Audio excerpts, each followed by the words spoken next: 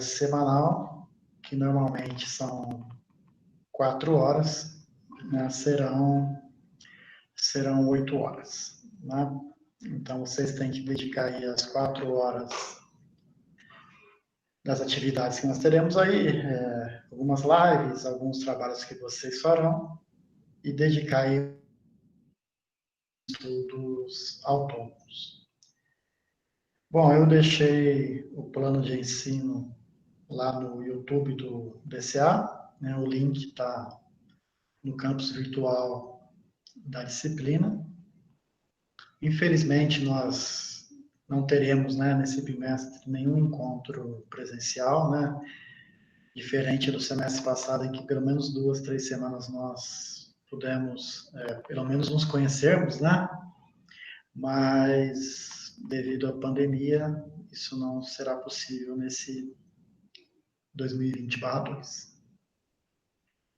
Bom, como dito lá no plano de ensino, nós teremos 5 roteiros para vocês fazerem, sendo que esse primeiro, né, já tem uma entrega aí para a semana que vem, para terça-feira, né? Acho que o segundo e o terceiro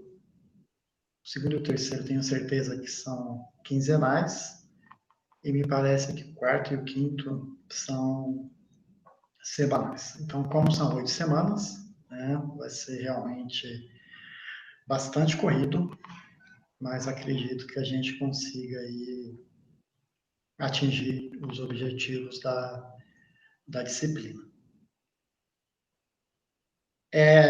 Quais são os objetivos principais? Né? Objetivos principais é a gente ter os conceitos introdutórios aí, né? Da importância da modelagem de um processo, da gente saber otimizá-lo, saber fazer uma simulação, pelo menos uma introdução a esses conceitos. Alguma dúvida, pessoal, com relação ao plano de ensino, aos nossos 5 roteiros, aos prazos? Com relação às... Pode falar, Pamela. Oi, boa tarde. Eu tenho só uma dúvida. Eu estava olhando o seu slide e estava lá que sexta-feira as lives vai ser às 9 horas da manhã. É às 9? Então, Pamela, até discutir isso com vocês, me parece que nenhum de vocês tem aulas 9. Alguém tem?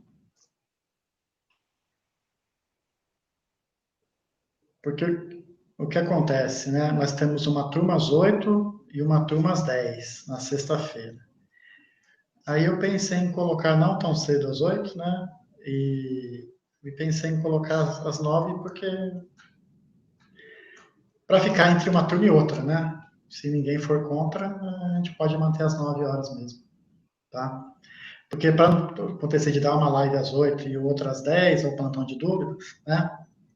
A gente faz o plantão às 9 horas e atende aí tanto a turma A quanto a turma B, né? Como eu acredito que as disciplinas que vocês farão com horários, né, são todas do segundo módulo, né? Laboratório, engenharia bioquímica, DNP, então acho que não tem problema nós mantermos aí às 9 horas da manhã, ok?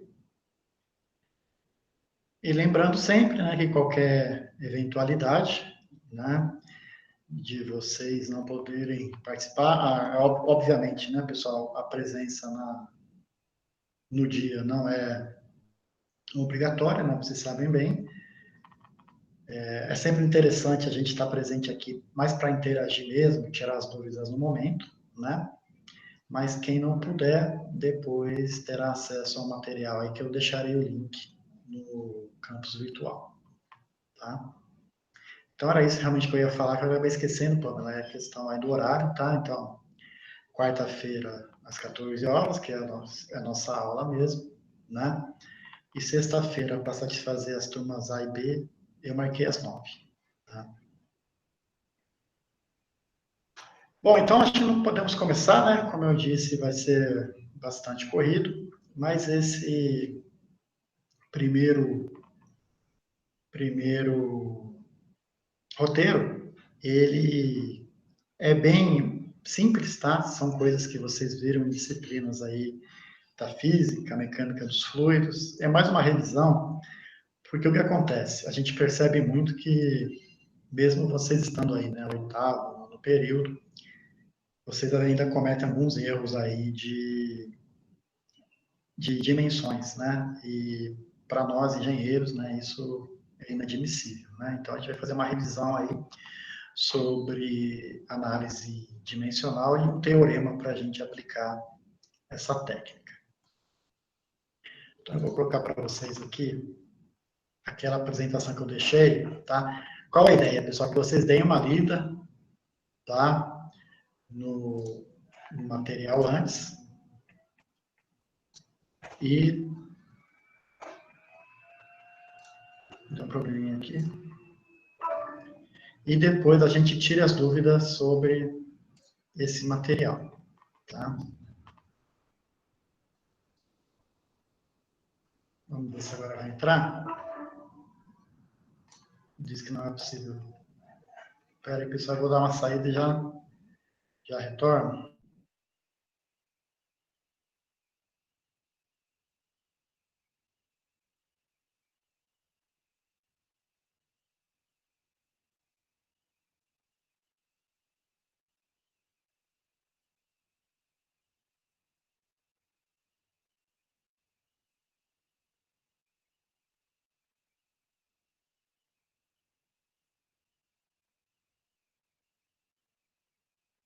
Tá mudo, Alexandre.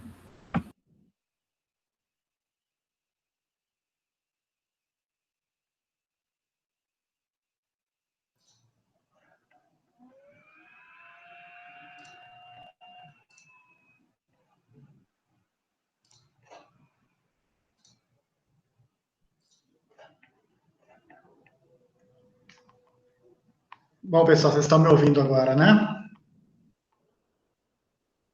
Sim. Ok, eu peço para vocês falarem então, porque agora eu estou com a tela de apresentação, tá? E eu, então, não vou conseguir ver as mensagens de vocês, tá? Então, como já dito, né, teremos aí essas lives na quarta-feira e na sexta, tá? Sendo que a sexta normalmente será dedicada aí mais para plantões de dúvidas que vocês podem, porventura, terem aí com relação aos roteiros. Então, pessoal, a gente tem aí as dimensões fundamentais, né? Todas as outras podem ser definidas, né, em função delas. E, basicamente, a gente trabalha aí, né, na transferência de momento com massa, comprimento e tempo, né? E a gente usa aí esses símbolos, né? O M maiúsculo para massa, o L, né, do inglês, né? Alexandre, você tá passando a apresentação?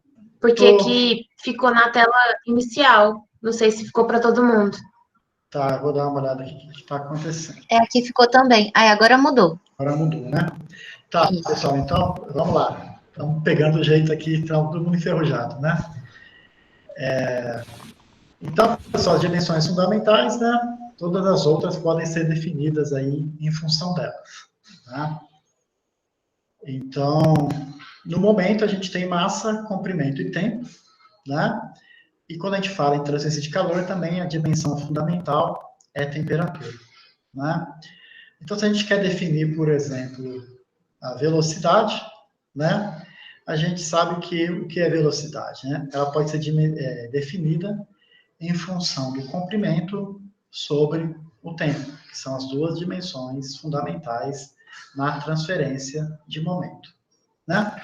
A mesma coisa para a gravidade, para a força, para a pressão, massa específica, viscosidade, velocidade do som, tensão superficial e outras variáveis que a gente pode encontrar aí na resolução de problemas da engenharia, tá?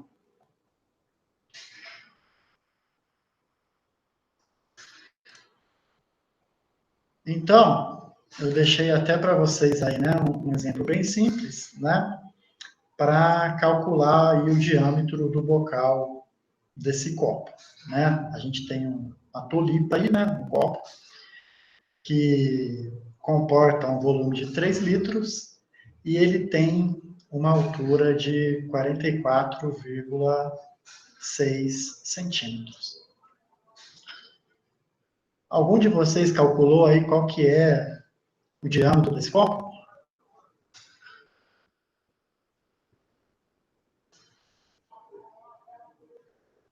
Pessoal, eu vou pedir para vocês, tá? Sempre acompanhar as lives aí com um caderno em mãos, para ir anotando algumas coisas que a gente vai fazer, alguns exercícios aí juntos, tá? Então, se vocês puderem ainda aí anotando, né, algumas coisas que vocês forem observando, eu acho que o rendimento de vocês vai ser maior, tá? Então, como é que eu faço para calcular aí o diâmetro desse copo? Vocês têm ideia? Pela fórmula do volume, você consegue calcular? Certo. Já que você tem volume e altura. E volume de quem seria? O volume do que cabe no copo, né? Certo, e você vai ter que fazer uma aproximação, concorda? Sim.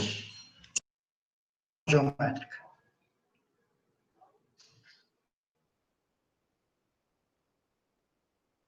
Sempre que a gente está em trabalhar com problemas de engenharia, né, pessoal, a gente faz algumas hipóteses, algumas considerações. Nesse caso, qual vai ser a nossa simplificação para resolver esse exercício? Aproximar o copo de um cilindro ou o círculo? Eu acredito que o mais correto aí, né, seria a gente aproximar por um cilindro, né?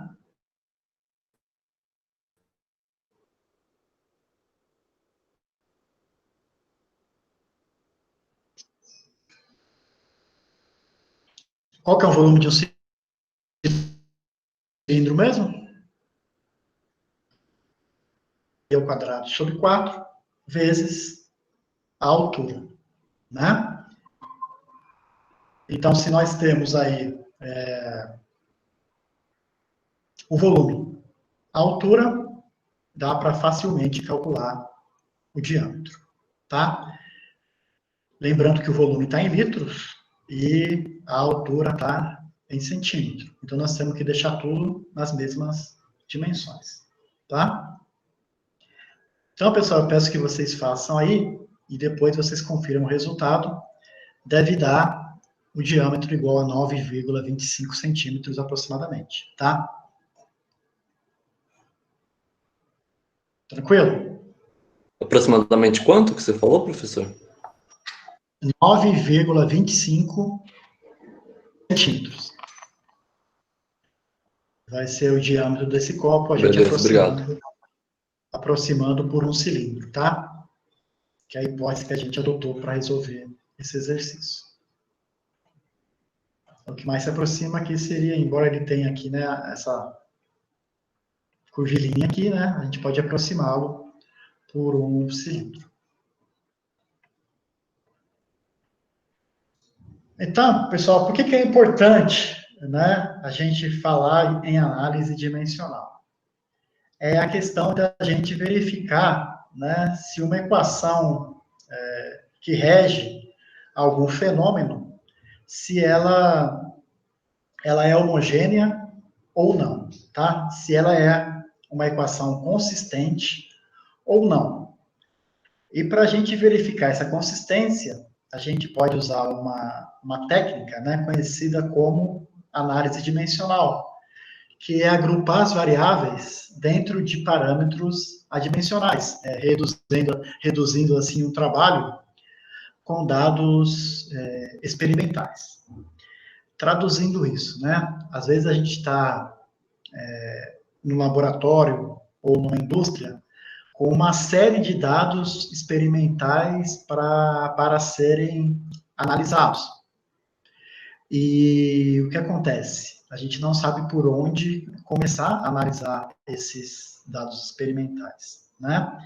Se nós agruparmos esses dados em grupos adimensionais, nós vamos ter uma ideia melhor de como funciona o processo e vamos ter menos trabalho também para operar, né, para obter melhores resultados teóricos a partir dos dados experimentais. Quando eu falo que uma equação é homogênea, o que eu estou querendo dizer? Alguém pode me dizer aí? Qual é o significado de uma equação homogênea?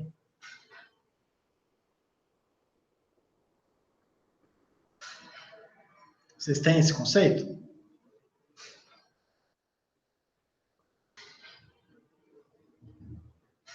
Seria a questão de todas as unidades que estão presentes na equação, elas se eliminam? Na verdade, o que acontece? Se eu disser para vocês, tá? Que, por exemplo, uma equação lá bem básica da física, né? Eu posso dizer para vocês que força é igual a massa vezes velocidade. Essa equação é homogênea? Não, Por quê? porque ela não está dentro dos parâmetros primários, né? Das dimensões primárias. Não, na verdade não é isso. Ela não é homogênea por quê, pessoal? Porque quando eu tenho uma equação matemática, eu tenho aí uma igualdade, né? Então, por exemplo, força é igual a massa vezes velocidade. Para ela ser homogênea, as dimensões do lado esquerdo da equação tem que ser igual às dimensões do lado direito. Então, se eu pegar as dimensões da força, né, ela tem que ser igual às dimensões que estão do lado direito, que é multiplicar a massa vezes velocidade. Se eu multiplicar massa vezes velocidade, eu não obtenho as dimensões da força, concordam?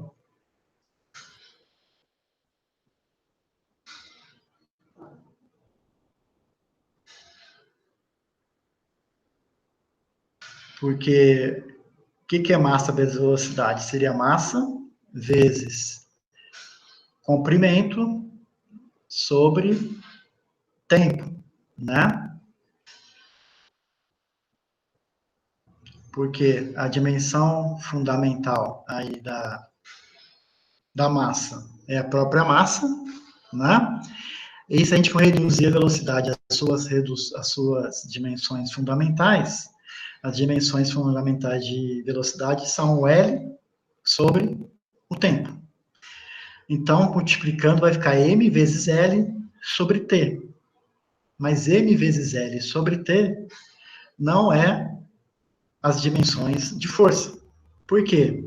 A gente sabe que força é massa vezes aceleração.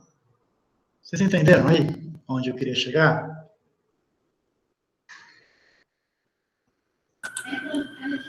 Sim, naquele teorema que você vai explicar depois, né? De π d. Vou explicar depois. Mas uma equação é homogênea, pessoal, se todas as dimensões do lado esquerdo da equação são iguais às dimensões que a gente encontra do lado direito. Então, eu posso verificar se uma equação está correta ou não, simplesmente fazendo esse exercício, tá? Pegando todas as dimensões envolvidas e comparando o lado esquerdo com o lado direito, tá?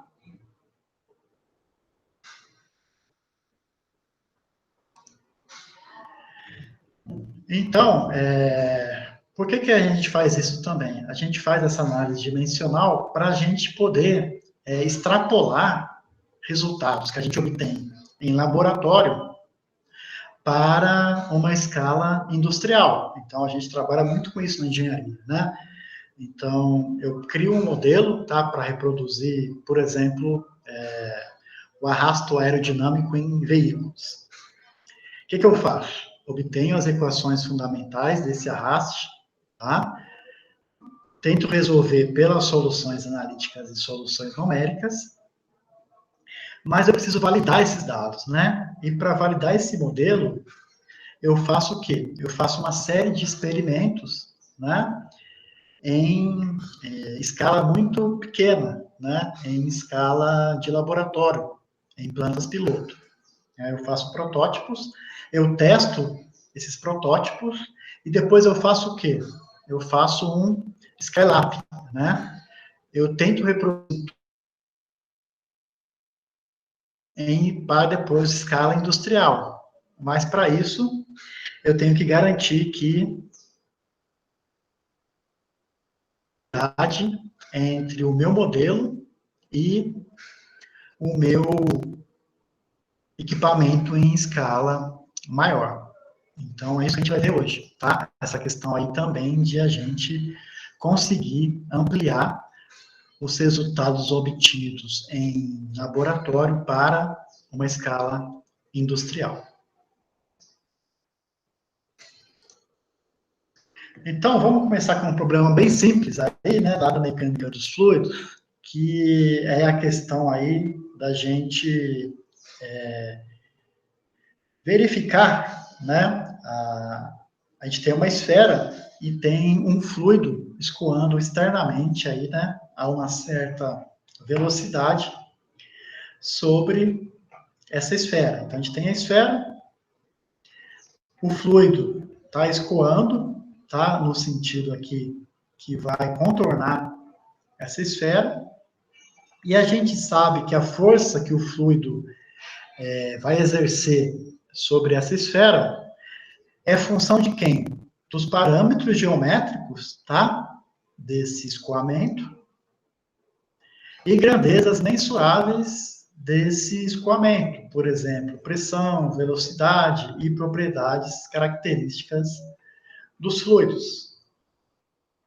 Então, nesse caso, pessoal, a dimensão característica desse corpo, né, desse objeto, dessa esfera, vai ser o seu diâmetro, tá? Por ser uma esfera, né? E a gente sabe que essa força vai ser função de quem? Vai ser função da velocidade do escoamento, né? A propriedade do escoamento, a velocidade, e as propriedades do fluido, Rho e Mi, né? Por quê? Porque se esse fluido for água, a resistência é uma, né? Essa força vai ser uma. Se for ar, vai ser outra força, né? Se for um óleo, também será diferente. Então, as propriedades do fluido, além das propriedades do objeto, são importantes para a análise desse escoamento. Então, eu sei que a força é função dessas 4 variáveis, né? Velocidade do escoamento, diâmetro dessa esfera e das propriedades do fluido, ou seja, Rho e Mi. Então, aqui, eu vou aplicar, né, o teorema Pi de Buchner, né, para ver essa força de arraste sobre essa esfera lisa. Então, para a gente aplicar esse teorema dos Pi de Buchner, para a gente saber quais são os parâmetros adimensionais que vão ser importantes para esse exemplo, né, a gente segue esses 5 passos, tá? Primeiro, listar quais são os parâmetros dimensionais envolvidos nesse estudo, né? Então, eu tenho aqui, pessoal, 5 parâmetros, né? 5 variáveis. Quais são elas? A força, que eu quero saber, a velocidade do escoamento, o diâmetro, a massa específica e a viscosidade desse fluido. Eu vou selecionar quais são as dimensões primárias presentes nessas 5 variáveis. Então, pessoal, eu sei o quê? Que força, né, é massa vezes comprimento sobre tempo ao quadrado. Velocidade, comprimento sobre tempo. Diâmetro, é um L, né, um comprimento. Massa específica, massa sobre comprimento ao cubo, e viscosidade, massa sobre LT, né, comprimento vezes tempo. Então, eu tenho o quê? No conjunto dessas 5 variáveis, as 3 dimensões fundamentais, M, L e T. Então, eu sei o quê? Que eu vou ter 2 grupos adimensionais presentes nesse exemplo. Por quê? Porque o número de grupos adimensionais é o número de parâmetros, de variáveis envolvidas, 5, menos o conjunto de dimensões fundamentais primárias, que são 3. Então, 5 menos 3, eu vou ter 2 grupos adimensionais, que eu vou chamar de π. Eu vou ter π1 e π2. Tá claro até aqui, porque eu tenho 2 πs? Você Professor, pode tá claro? voltar, por favor? Eu só não entendi por que tem que subtrair o 5 do 3. Vamos lá, vamos voltar. Então, pessoal, a gente começou a resolver esse exercício e eu quero saber, nesse exercício aí, quantos πs eu terei, tá? Quantos grupos adimensionais eu terei? Eu não tenho a mínima ideia. Como é que eu sei quantos grupos eu vou ter? Eu pego o número de variáveis que eu tenho nesse exercício, não são 5? Tá? E subtraio o número de dimensões primárias, que geralmente, pessoal, as 3 estão presentes, tá? Nos problemas de transferência de momento. Massa, comprimento e tempo. Então, eu vou ter 2 πs. Por quê? Porque é sempre o número de variáveis menos o número de dimensões fundamentais. Então, é 5 menos 3, eu vou ter 2 πs. Tranquilo? Certo, agora sim. Obrigada. Tá? Então, eu terei π1 e π2.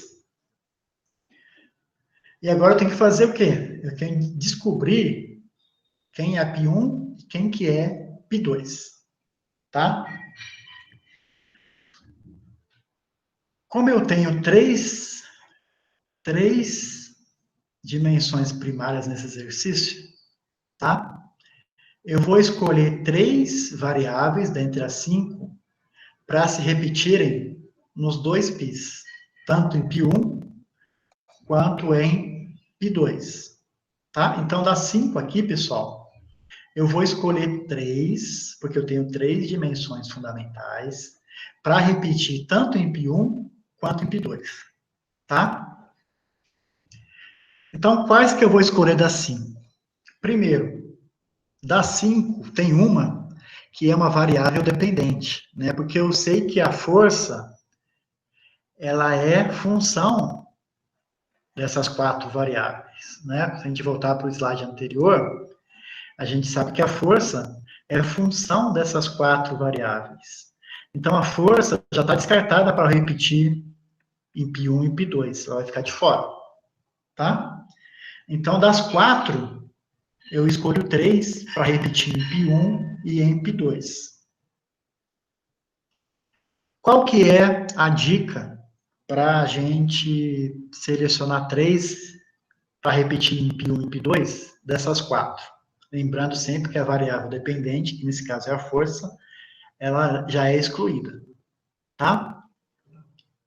A dica é, eu escolhi nesse caso, né, uma característica do escoamento, que nesse caso é a velocidade, uma característica geométrica, que nesse caso é o diâmetro da esfera, e aí escolher entre ρ e μ da propriedade do fluido, né? Então, posso escolher ρ ou μ. Qual que é a dica final? Eu escolho sempre a mais simples. Então, nesse caso, eu escolho ρ. Mas se eu escolher μ, não terá problema para eu vou obter os mesmos πs de quem escolheu o ρ. Tá? Mas voltando lá, não sei se ficou claro para vocês, mas eu escolhi, então, que eu vou repetir velocidade, diâmetro em ρ, tanto em π1 quanto em π2. tá? E quem ficou de fora? A força, porque é uma variável dependente, e o mi, porque eu escolhi o rho em vez do mi. E eu tenho os dois pis montados. Entenderam como montei esses pis?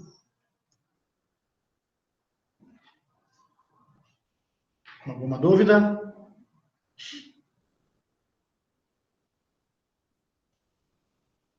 Vamos seguir, então? Estão anotando aí, né?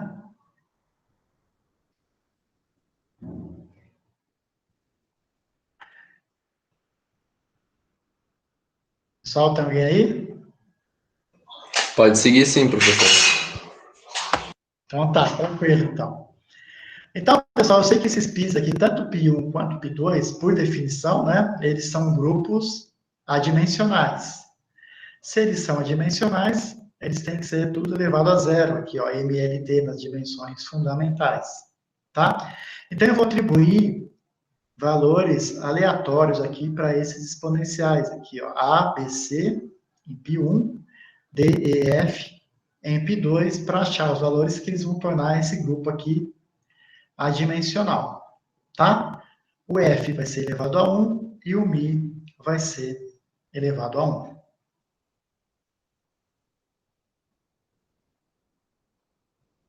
Então, pessoal, para Pi1, e eu deixo tudo em função das dimensões fundamentais, né? Então, aqui a gente colocou, ó, que velocidade é elevado a A, certo?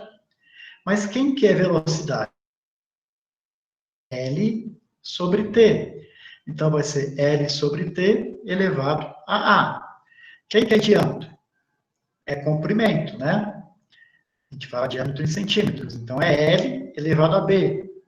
Quem que é ρ? Quilo por metro cúbico, né? Então, é massa por L ao cubo, elevado a C. Quem que é F? Né? Massa vezes aceleração. Então, a gente tem aqui o Pi1 em função das variáveis das dimensões fundamentais, ó. Velocidade, diâmetro, ρ. E aqui, força. Tem que ser o quê? Tudo isso tem que ser igual a zero, esse exponencial, para ser o quê? Para que Pi1 seja adimensional. Tá? Então, pessoal, vamos começar aí, por exemplo, para achar para o comprimento. Tá? O comprimento, ele está elevado a A, tá? Aqui, ele está elevado a B, então fica A mais B. Aqui, ele está elevado a menos 3C, né? Porque ele está embaixo, ó, menos 3C, tá? E aqui, ele está elevado a 1. Então, ficaria o quê? Ó, A, tá aqui, né? A mais B, menos 3C, mais 1 é igual a 0. Isso para o comprimento. Eu comecei errado aqui, né? Devia começar pela massa. Vamos começar pela massa. Massa, ó, aqui não aparece massa. Aqui não aparece massa. Aqui a massa está elevada a quanto? Está elevado a C. E aqui a massa está elevada a quanto? A 1. Então, C mais 1 é igual a 0. Então, quanto vale o C? Menos 1. Tá? Então, aqui é para o M, para a massa. Aqui é para o L, tá? Comprimento, que a gente já fez, né? E aqui é para o tempo.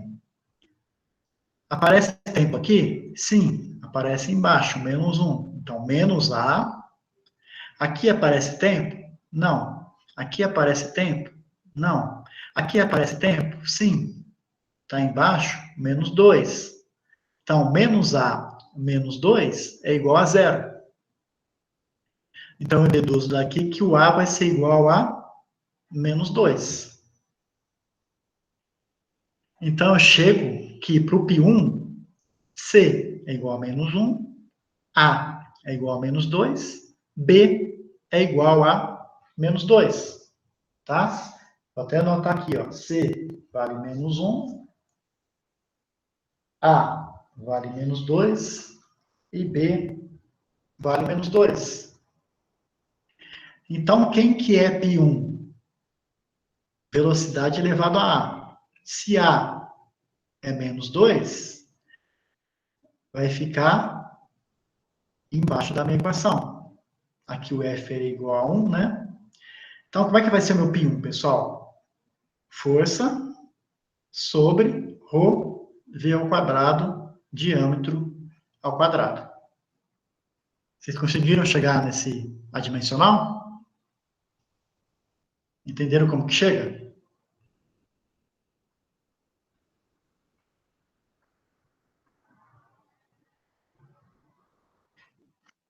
Sim. Tá? E depois, pessoal, se eu aplicar o mesmo procedimento, tá? Para o π2, eu vou chegar nesse número bastante conhecido de vocês, né? Que é 1 sobre Reynolds, tá? Mi sobre ρvd, 1 sobre Reynolds. Bastante conhecido, né? Aqui, pessoal, força sobre d ao quadrado, né? Quando eu falo em d ao quadrado, eu posso estar pensando em área. O que é força sobre área?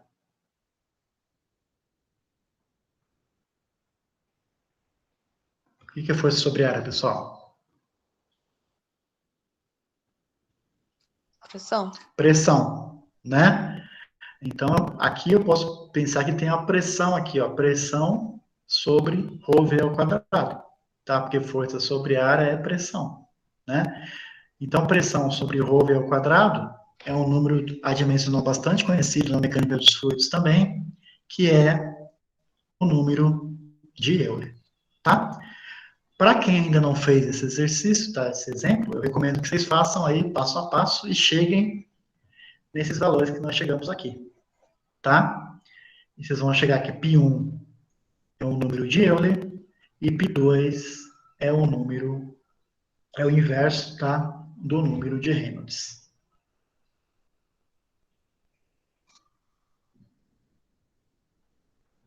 Ok? Então aí a gente pode dizer o quê?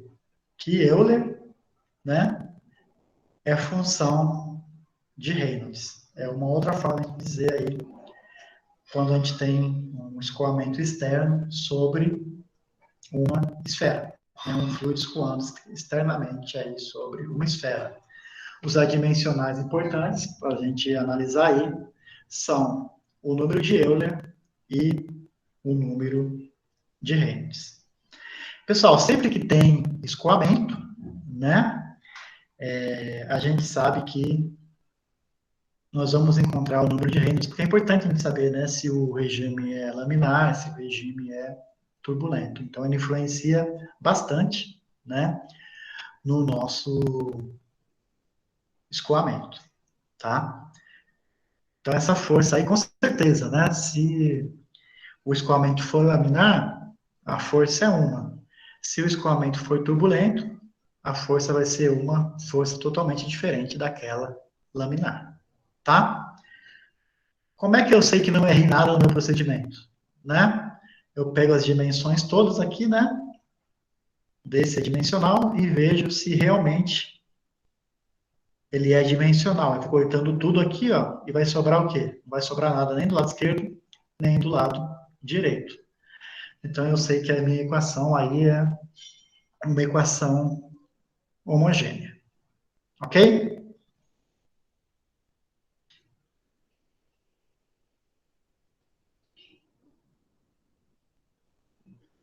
Então, eu deixei mais um aí para vocês fazerem, tá? Vocês podem fazer depois, tá? Que é a queda de pressão no escoamento em um tubo. Então, imaginem aí um tubo, tá? Um tubo, um cilindro, né? E aí vocês têm um fluido escoando dentro dessa tubulação, tá? Então, quais são, eu quero saber aí o quê? A queda de pressão nessa tubulação, né? Que eu chamei de ΔP. Então, pessoal, ΔP vai ser função de quem? Né? Vai ser função do comprimento do tubo, da velocidade média desse escoamento, do diâmetro do tubo, tá? Das propriedades do fluido, ρ e μ, e da rugosidade relativa dessa tubulação, né? Se ela for lisa, a queda de pressão, mas se ela for rugosa, é diferente. Então, a queda de pressão é a função desses 6 parâmetros aqui, tá? Quando a gente pega e põe pressão, comprimento, velocidade, diâmetro, ρ, μ e rugosidade, essas variáveis em função das dimensões fundamentais, nós vamos ver que serão as 3 famosas, né? As 3 conhecidas, m, comprimento e tempo. Então, se eu tenho 7 variáveis e 3 dimensões fundamentais envolvidas, eu já sei de antemão que eu terei o quê? Que eu terei 4 πs a serem achados para esse exercício, tá? Lembrando sempre, é o número total de variáveis, no caso 7, menos as dimensões fundamentais daquele exercício, nesse caso 3 também. Então, 7 menos 3, nós teremos 4 πs, tá? Como são 3 aqui, 3 variáveis dessas 7 vão se repetir nos 4 πs. Então, novamente, eu escolho uma característica do fluido, no caso aqui, essa velocidade do escoamento, tá?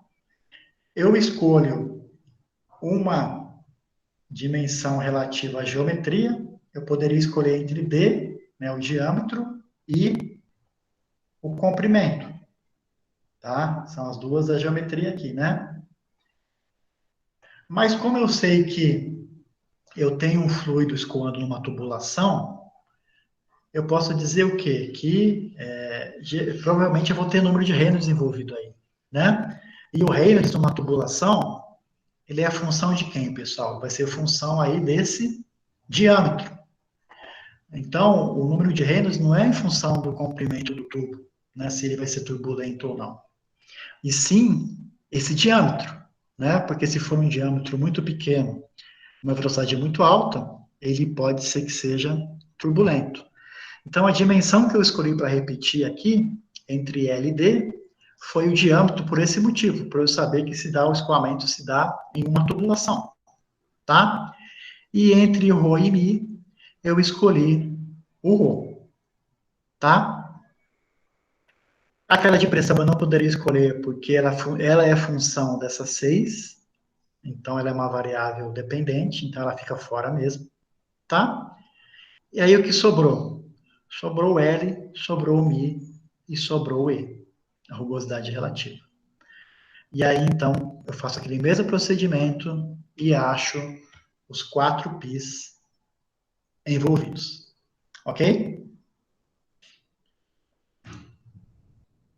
Então, eu não coloquei aqui, mas fica para vocês acharem, então, quais são esses 4 πs aí. Tá? Qualquer dúvida, vocês me mandam aí depois, eu ponho no fórum lá, né? Se vocês acharam os 4 πs corretos. Tá? Alguma dúvida com relação a isso? Porque são 4, porque eu escolhi o ROVD. Por que você escolheu o ρ em vez do μ, professor, aí, nesse caso? Olha, nesse caso, vamos fazer o seguinte, que é uma regrinha básica. Entre ρ e μ, eu prefiro escolher o ρ porque o ρ é mais simples, tá? Então, eu sempre vou escolher o ρ, tá? Porque o ρ ele tem 2 dimensões fundamentais, né? M e L, né?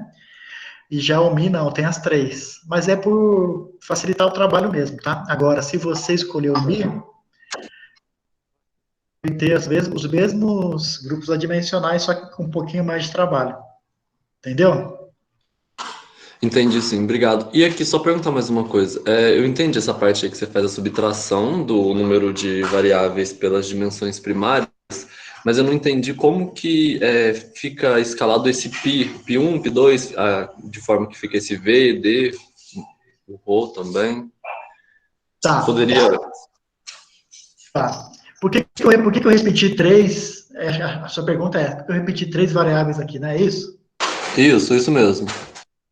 Porque eu tenho 3, esse m igual a 3 aqui, vai me dizer quanto que eu vou repetir aqui. Se deu 3, eu vou repetir 3. Se desse 2, eu repetiria 2. Tá? Então, Entendi. esse 3 aqui, ó, tem relação com esse 3 aqui. Ok? Sim, e daí, por que você escolheu essas 3 variáveis? O v, o d e o ρ, no caso? Tá. V, porque é uma variável aí do escoamento, tá? Propriedade do escoamento, a velocidade dele. Se a gente olhar essas variáveis aqui, é 7, né? A única que é característica aí do escoamento é a velocidade, concorda? Sim. Uhum. Então eu escolhi ela, tá? Ok. Depois, eu teria que escolher como uma regrinha, né? Uma característica geométrica desse problema. Então, eu escolheria entre L, D e E. Esqueci do E aqui, tá? Entre L, D e E, que são as características geométricas, tá? Comprimento do tubo, diâmetro do tubo e rugosidade. São características geométricas. Dentre essas 3, eu escolho uma. E eu escolhi o diâmetro por quê? Porque, nesse caso, o número de Reynolds tem relação com o diâmetro da tubulação, concorda? Não com o comprimento nem com a rugosidade. Por isso que eu escolhi o diâmetro entre esses 3. Concorda? Sim, faz sentido até agora. E aí, o que sobrou? Sobrou escolher entre o ρ e μ, que é a característica do fluido. Tá? Tá. E aí, como eu já expliquei para vocês, eu escolhi o ρ por ser mais simples. Tá? Beleza. Mas poderia muito bem escolher o μ. Tá? Tranquilo? Tá, sim. Obrigado. Ficou claro, né? Ficou sim. E aí, como eu tenho 7 menos 3, eu vou ter 4 πs aí.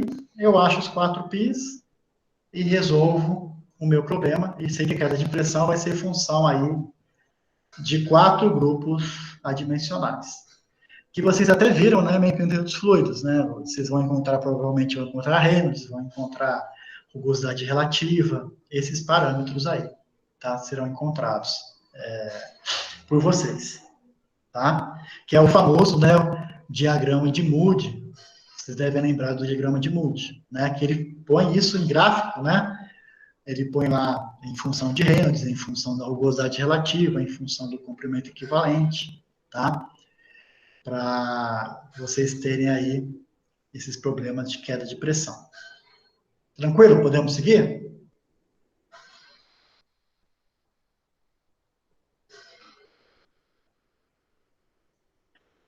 Então, pessoal, tem aí alguns parâmetros importantes que a gente sempre encontra, né, em mecânica dos fluidos, né? O número de Reynolds, que é bem conhecido, né? Forças de inércia sobre forças viscosas. O número de Euler, eu tinha falado para vocês, né? Força de pressão sobre força de inércia, né? Índice de cavitação, isso para bombas, né? O número de Froude, que é velocidade sobre raiz da gravidade vezes comprimento, que é forças de inércia sobre forças gravitacionais. O número de Mach, né? O número de Mach, ele relaciona aí a questão de forças de inércia sobre forças de compressibilidade. Então, é importante, quando a gente fala aí sobre aviões, né, problemas supersônicos, esse número de Mach, ele relaciona, né, a velocidade do escoamento sobre a velocidade do som, né, que é esse C aqui, né, que é a velocidade do som, né, 340 metros por segundo, né, essa relação do número de Mach. Se você está num regime subsônico, supersônico, tá, esse número de Mach nos dá essa relação, tá? Existem muitos outros números adimensionais importantes, né, que vocês vão trabalhar aí ou trabalharam na engenharia, tá? Esses são apenas alguns dos mais conhecidos, tá? Mas por que a gente fez tudo isso, né? Para a gente, então, pessoal, como eu falei lá no começo, né, para a gente poder fazer um modelo matemático e depois conseguir extrapolar o que a gente fez no modelo para um protótipo, né? Então, eu faço aí uma série de experimentos, por exemplo, num spray dryer, né? Spray dryer todos vocês conhecem, né? Serve aí para secagem de alimentos. Então, vamos supor que eu quero fazer uma série de experimentos para verificar os parâmetros importantes na secagem do leite ou para obter café em pó, né? Então, eu crio um modelo matemático, tá? Eu faço uma série de experimentos numa escala pequena, né? Numa escala piloto, e depois eu pego essas análises que eu obtive e vou levar para escala industrial, né? Eu vou querer extrapolar esses resultados. Para eu poder extrapolar, duas condições têm que ser garantidas, tá? Entre o meu modelo e o meu protótipo, né? A primeira semelhança é a semelhança geométrica, né? Eu não posso fazer uma série de experimentos aí, por exemplo, né, num Fusca em miniatura, e tentar reproduzir esses mesmos resultados numa Ferrari em escala real, né? Por quê? Porque a geometria do Fusca em escala pequena, né, é diferente da geometria da Ferrari. Eu teria que fazer o quê? Eu teria que fazer os meus testes numa Ferrari em escala pequena. Então, as mesmas dimensões geométricas da Ferrari teriam que ser reproduzidas no meu modelo e depois em escala maior no meu protótipo. Então, essa é a primeira condição para eu conseguir reproduzir os dados experimentais nos dados depois em escala industrial, a semelhança geométrica. E a outra condição que eu tenho que garantir é a semelhança dinâmica, tá?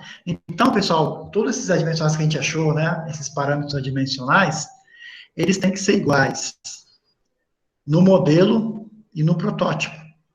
Então, por exemplo, o número de Reynolds que eu encontrei no modelo tem que ser igual ao número de Reynolds que eu vou encontrar no meu protótipo. Se eu garantir essas duas condições, tá, de semelhança dinâmica e semelhança geométrica, eu posso dizer que tudo que eu fiz no meu laboratório vai ser reproduzido depois em escala industrial, tá? Entenderam porque a gente faz essa análise dimensional aí, a gente acha esses parâmetros adimensionais para depois conseguir fazer esse escalonamento de uma escala pequena para uma escala maior. Ok?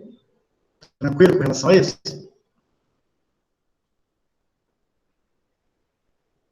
Tranquilo. Tá? Então, o que eu faço geralmente? Né? A gente faz uma série de experimentos, né?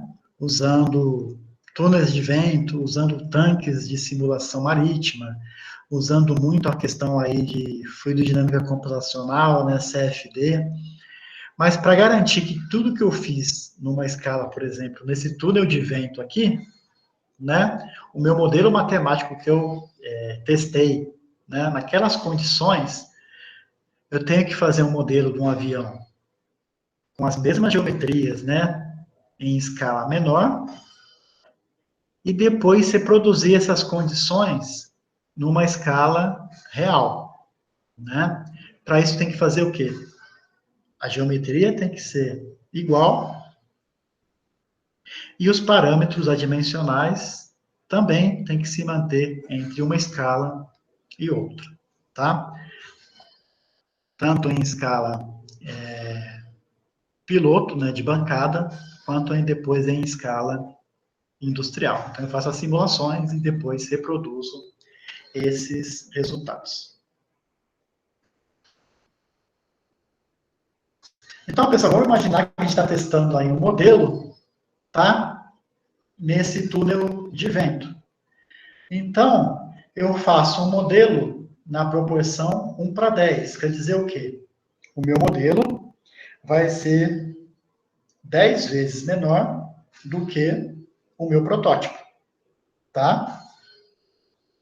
E eu quero que esse protótipo, ele voe a 100 km por hora.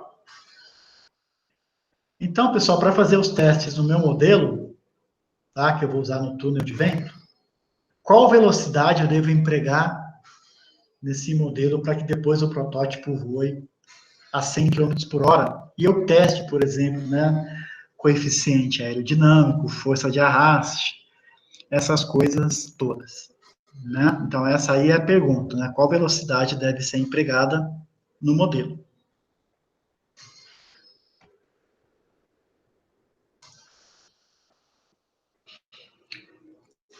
Então, vamos supor que a gente já fez, né, anteriormente aí, uma análise dimensional, e a gente verificou que o número de Reynolds, né, é um parâmetro importante para essas condições. Então, o que acontece? O número do Reynolds do meu modelo vai ter que ser igual ao número de Reynolds do meu protótipo, né? Então, eu sei que Reynolds é o quê?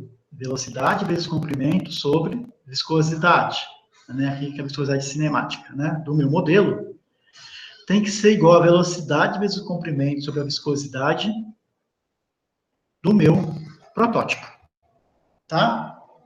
Bom, se eu vou fazer os meus experimentos aí num túnel de vento, né? Eu vou utilizar aí o ar, né? Obviamente eu vou usar o ar, tá? Com condições aí de pressão e temperatura iguais às condições que o meu avião vai voar, né? Então, se os dois estão nas mesmas condições aí de ar, né, na mesma temperatura e pressão, o que acontece? Esse Mi aqui, esse Mi, né? Essa viscosidade do meu modelo vai ser igual à viscosidade do meu protótipo, porque ambos são ar, né? Então, o que acontece? Eu vou eliminar aqui porque eles são iguais. Então, eu chego o quê? Que a velocidade do meu modelo vezes o comprimento do meu modelo vai ser igual à velocidade do meu protótipo vezes o comprimento do meu protótipo. Então, pessoal, se o comprimento do meu modelo é 1, como a escala é 1:10, eu sei que o comprimento do meu protótipo vai ser o quê? 10 vezes maior. A escala é 1:10. Então, se aqui é 1, aqui vai ser 10, né? Eu tenho a velocidade do meu protótipo que eu quero usar, eu quero que o avião voe a 100 km por hora. Então, VP é igual a 100, né? Então, 100 vezes 10, eu sei que o meu modelo vai ter que voar a 1000 km por hora para reproduzir as condições do avião que vai voar a 100 km por hora. Então, eu tenho que empregar no meu modelo uma velocidade aí de 1.000 km por hora. Aí eu vou saber que tudo que eu calculei nesse modelo vai ser reproduzido depois no avião em escala 10 vezes maior. Ficou claro aí a resolução?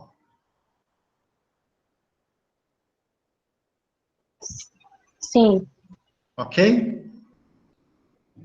Então, pessoal, é basicamente isso, esse primeiro roteiro, né, sobre análise dimensional. Eu vou deixar aí já logo mais 2 exercícios para vocês praticarem mais um pouco, tá? Vocês resolvam esse exercício aí, o de hoje, e que eu vou deixar aí, dessa transparência, né, e que eu vou deixar daqui a pouco no campus virtual. E qualquer dúvida, a gente bate um papo aí na sexta-feira, às 9 horas, como combinado, né? Só fechando aqui, né? A gente pode ter as equações diferenciais, né, na forma adimensional. Então, vocês viram, né, lá, a mecânica dos fluidos, toda essa parte das equações de Navier-Stokes, né, as famosas equações de Navier-Stokes. E aí a gente pode, então, deixá-las, né, na forma adimensional, né, usando, então, aí esses parâmetros, né, adimensionais. Então, eu posso dividir a posição pelo comprimento, né, a velocidade pela velocidade do fluido, e assim por diante, né. E aí, então, eu tenho essas equações, né, de Navier-Stokes na sua forma adimensional, que eu acredito que vocês tenham trabalhado com elas, né, lá em mecânica dos fluidos. Aqui a gente está apenas dando uma revisão aí para vocês, tá? Mas a ideia aí de hoje era exatamente essa, né? Uma breve revisão aí sobre análise dimensional. Alguma dúvida, pessoal?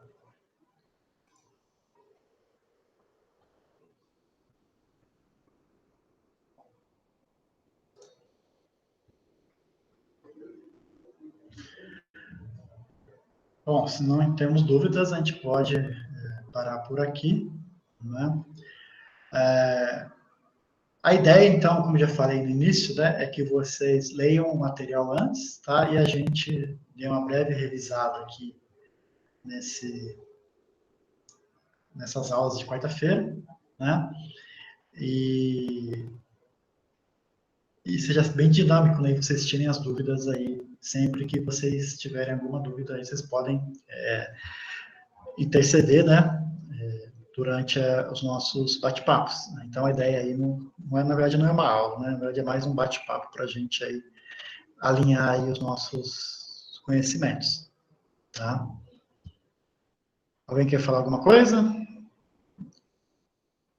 Estamos todos de acordo com o andamento da disciplina? Sim. O réu que você falou, professor, é para terça-feira que vem? Isso, eu vou deixar para vocês entregarem na terça-feira, tá? Eu vou deixar na sexta.